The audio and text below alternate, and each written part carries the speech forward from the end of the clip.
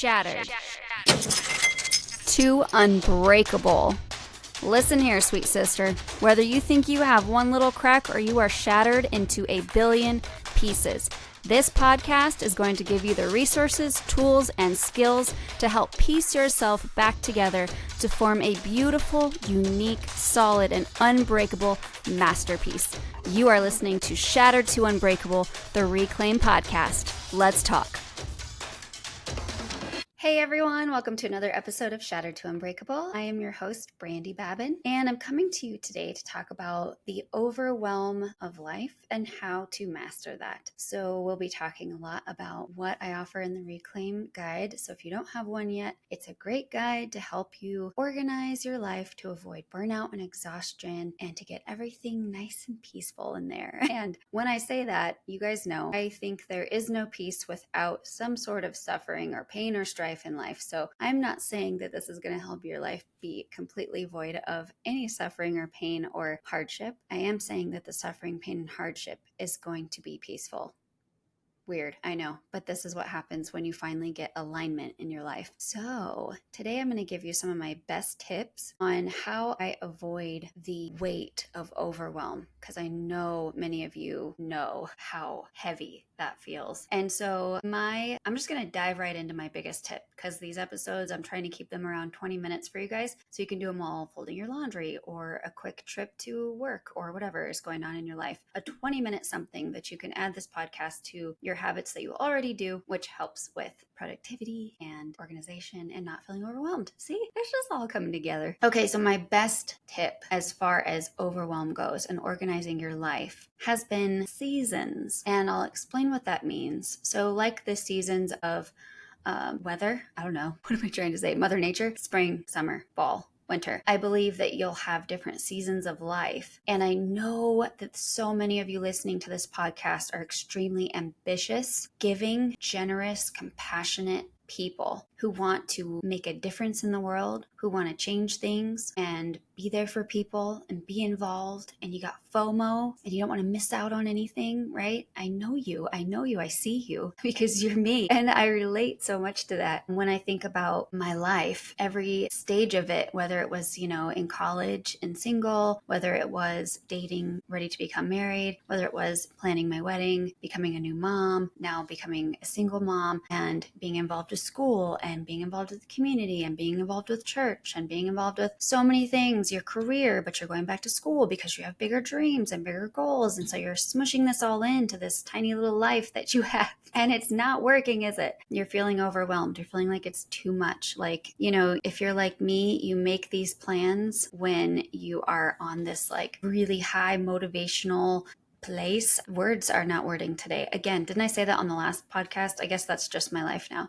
Anyway, you're making these decisions when you have a lot of energy and you're really focused and motivated and inspired. And you make all these decisions and all these plans and you're like, I'm going to fit it in. I'm going to fit it in. And you do. And like the first 2 weeks of it, or maybe even the first 2 months of it, you're like, yeah, I'm killing it, man. My kids are in sports. I'm in school. I have a job and a side hustle and a potential other side hustle. And I'm taking care of the house and I'm taking care of the church and I'm involved with the school. And then one day you wake up and your motivation and your vigor is a little bit lower. And you're like, oh my gosh, I have so much to do and I do not have the energy. Then you start to feel bad. Like you get hard on yourself. Like, well, you were doing it before. What's the difference now? What, are you just lazy? And then you start thinking, well, if I were drinking enough water or exercising, maybe I'd have more energy. Or if I was getting more sleep, but I can't get more sleep because I have to get this done. And so I just may be projecting all of my life on you right now, but that's what it is like for me when I go through these moments where I decide in a place of high energy to do things. And then I wake up in low energy and think, what have I done to myself? And so I have actually battled this recently. And because of the tools that I have created in the Reclaim strategy, I know what to do.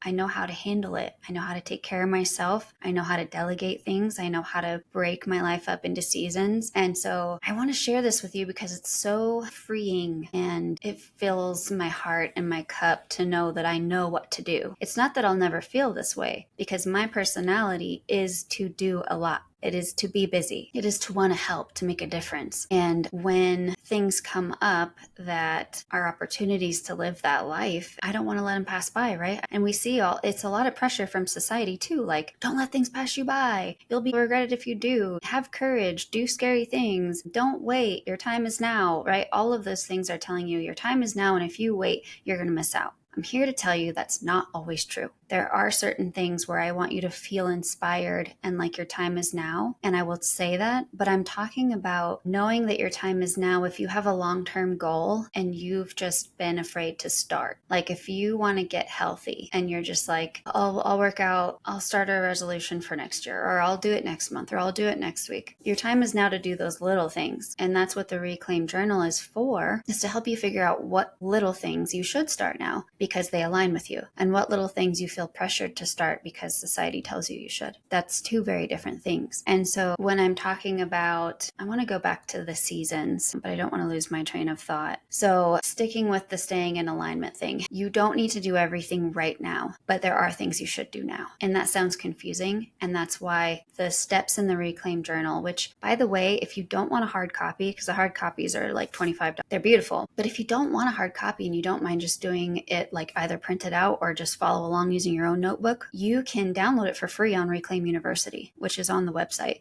The Reclaim Strategy. Reclaim University has a digital download of the Reclaim Journal for free on the Peace Out Burnout course. So you can sign up for the course. It is also free, and just download that journal and you'll have it. So there's lots of access to everything you need, you guys, to make your life amazing. And it's free right now. It won't always be free. I am going to start charging for it. But right now I want it to be free because those of you who are hungry for this peaceful, meaningful life, I want you to have the resources because that's who I was, 10 years ago. And I couldn't afford it. I needed something, but I couldn't afford it. And I looked up to mentors who offered free things, and I'm doing my piece to give those things back now. So in the Reclaim Journal, it takes you through aligning your life with your purpose and your meaning so that you're not wasting your time wondering who you should listen to. Because if you listen to the masses, it's very convoluted and it's thoughts that are conflicting, and like this person tells you one thing and this person tells you another. I mean, it's the whole like, should your baby sleep on your back or their side or their stomach? They used to tell us to sleep on their stomach. Then babies were dying. Now they say the back, but they roll to the side. And then your pediatrician tells you, well, just let them sleep how they sleep the best. And then, you know what I mean? It's like, I don't know what to do. I don't have one clear answer. And so that's not going to happen in society. So what you need to do to have one clear answer is to look inward. You have to look inside yourself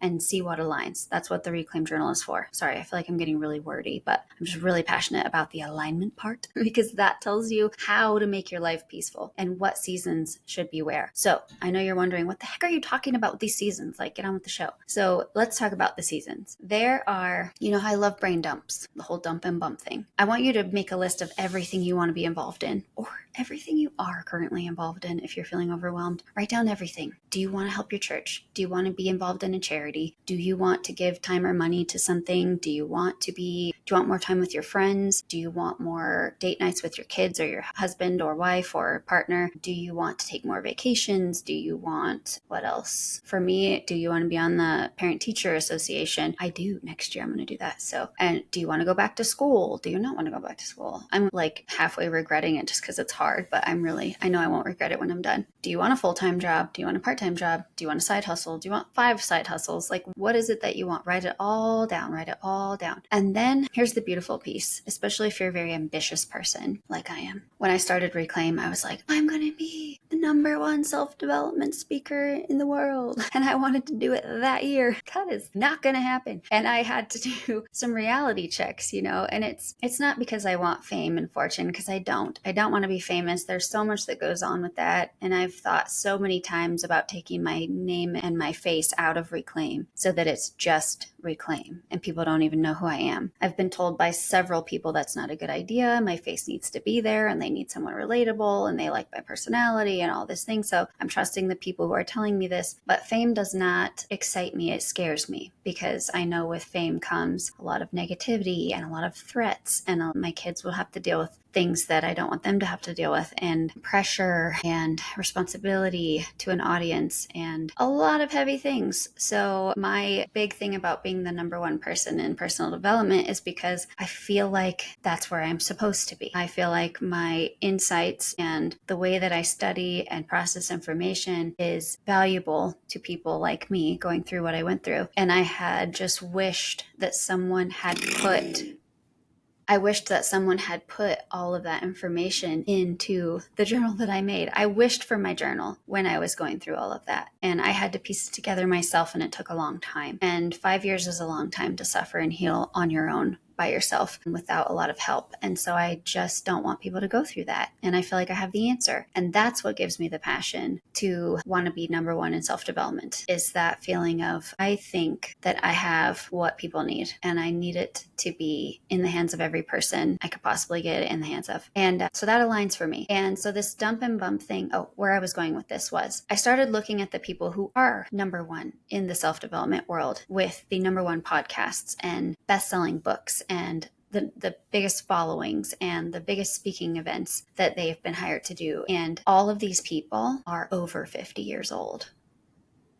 So here I am trying to fast forward my dreams 20 years. That is why I feel like it's not working, because I'm rushing greatness, and you can't do that. I have a lot to learn. I have kids to raise. I have problems to solve. I have friendships to foster. I have family memories to make. I have a full-time job to focus on and to figure out what work-life balance looks like. So basically, I am a walking experiment for you guys to learn from, which is why I try to show up raw and real. I try not to hide my faults, which is very dangerous for me because I have somebody really watching for my faults, and they document every single one, and they use it against me, and they tell the whole community every one of my faults, and they let people know how terrible I am every time I mess up. And so it's scary, but it's needed. It's needed for people to see that I am not perfect. I'm so far from it. You don't even know. I don't claim to be a perfect parent. I mess up all the time. I forget things. I don't love cooking. So sometimes my kids don't get like a home cooked meal, and they get processed food or fast food every now and then. I do have Corey's help, which is so nice. He's such a good cook. But without him, they would not be eating as well as they are. And so there are things that I need to work on, and there are things that I need to master. And I want to share that journey with you to let you know that it's real. And so I have a long way to go before Reclaim becomes huge. So those of you listening, you can say you were the OG, right? In 20 years when it blows up, which I hope it does.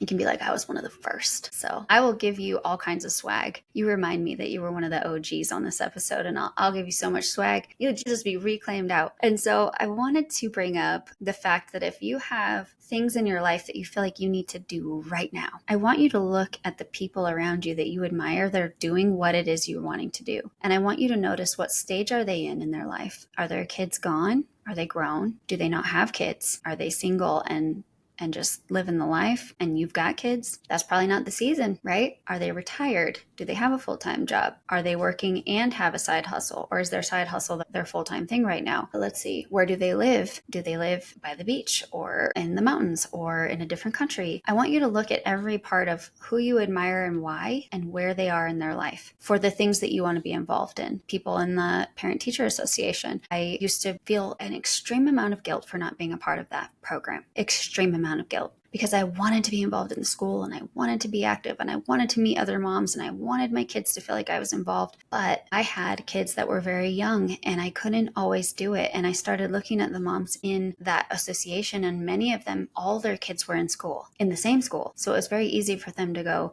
pick them up and go to the PTA, or PTO is called in our school. It's PTO, which is always confused with paid time off. So I don't know. But if I say PTO, I mean PTA in other worlds. But anyway, I started looking at the other moms, and it was like, okay, they're in a different season than I'm in. I think it's okay if I wait for that season. And I did. And I put that off until this season next year, when all my kids will be in school from 8 to 3, and I will have time and the knowledge and experience gained to be an asset to that group. And it will fit, and it will align with my life a little bit better. So the season is approaching that I'm excited for. And it lowered the guilt for me, because no one was making me feel guilty but myself. No one was expecting me to be in that group, right? I just wanted to be. And I had to release that for myself.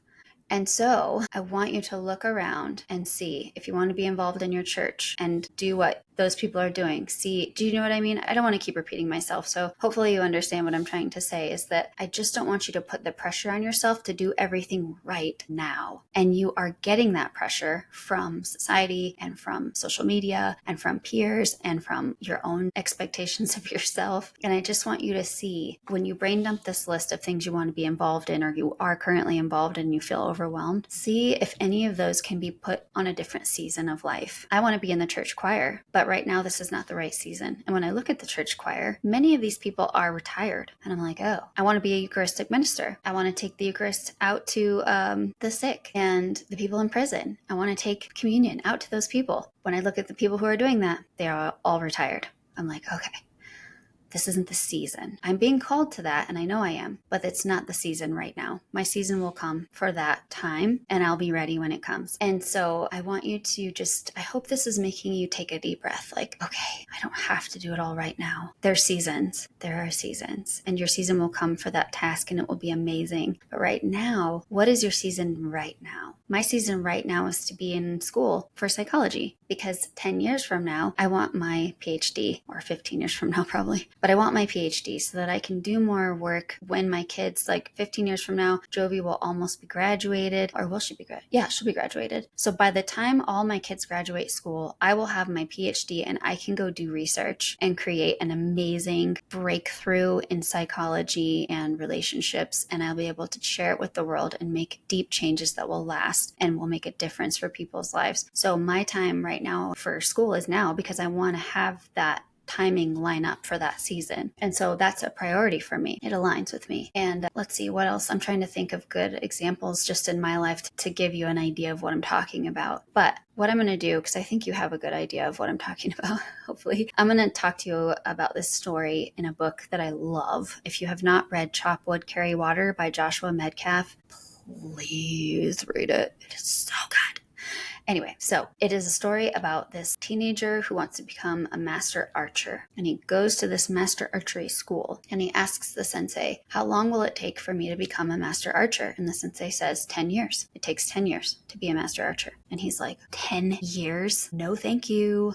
If I work extra hard, can we do it in 5? And he was like, the sensei said, if you want to do it in 5, it will take you 20. And he was like, what? That doesn't even make any sense. Like, if I work harder and I do double the work and put in double the time and do like double the studies and I'm going to excel through this thing, there's no reason why I can't break it down, like even just a few years shorter. And he said, if you try to do it in less than 10 years, it will take 20. And the student just didn't understand this at first. And then he started doing the work and started realizing, because he did try to rush. He tried to work harder, then he got injured. Then he had to recover before he continued his studies. So when I read this, I took it as, don't try to rush your season. Don't try to rush your dream. Don't try to rush your passion. It is supposed to take a certain amount of time for a reason. You are supposed to be able to go through it in a methodical, masterful way. When it gets boring, that is when it gets exciting. Because, and I've told my kids this, poor kids with sports and with Krav Maga and things, they're like, I'm bored. We're doing the same things over and over again. I'm like, yes, that's how you become a master. When it gets boring, that means your body isn't learning anything new. It means it's mastering what it knows. That's a good thing because it becomes second nature. Your body's not even having to think about it anymore. It's like, oh yeah, this is like brushing my teeth. You know what I mean? Like if somebody tries to choke you out, you can get out of it so easily. Like it's brushing your teeth. I'm talking about Krav Maga. You're probably like, choke you? What? Where did this go all of a sudden? Krav Maga is self-defense. So it's close combat self-defense. So if somebody comes up and tries to choke you and you don't even have to think about what to do, your body just naturally goes into the 5 things that it takes to get out of that and put that person on the floor within 3 seconds. And you didn't even have to think about it. That's mastering that move. And it's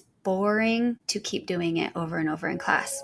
And the boring is what makes it masterful. It is so amazing. So I want you to think about not rushing your season, letting things play out slowly or letting things play out in a certain order and not feeling the pressure to do everything right now. So my homework for you is to brain dump everything you're doing or want to do or feel guilty that you're not doing right now. And next to it, write down a few of the people that are doing that thing that you wish you would write down all the people that are doing that thing. And I'm not saying you have to be like them. I just am saying it's giving you perspective. You don't have to wait till you're retired to do. I don't have to wait till I'm retired to do Eucharistic ministry. I can do it right now. But I have 4 small kids and I'm a single parent. And how am I going to like drag them around to like hospitals and take people communion? Like that's just not really logical, right? It would be a lot easier if I was retired and it was just me. And I could sit if someone needed me to sit and focus and pray with somebody without 4 kids running around in the background in a hospital. You know, just makes more sense not to do that.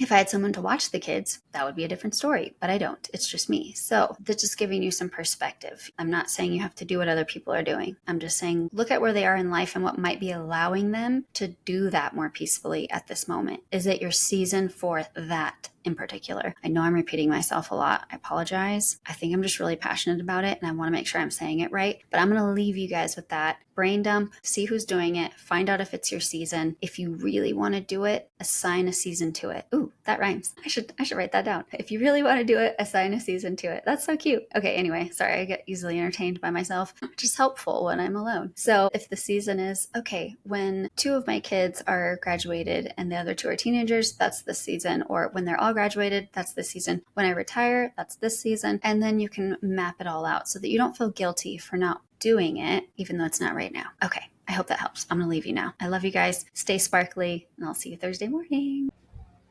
Thanks for listening, you guys. I wanted to let you know our website has changed. Our new website is called thereclaimstrategy.com. I think it is so fitting. We also have a whole university full of free courses and downloads. So please go check that out. It's called the Reclaim University or Reclaim You. I thought of it all by myself. So proud. And so hop on there and download some resources. Also, I would love for you to share this podcast. The more women we can get in front of, the more women we can save, and the more children we can affect. I love you guys. Stay sparkly. I'll see you next week.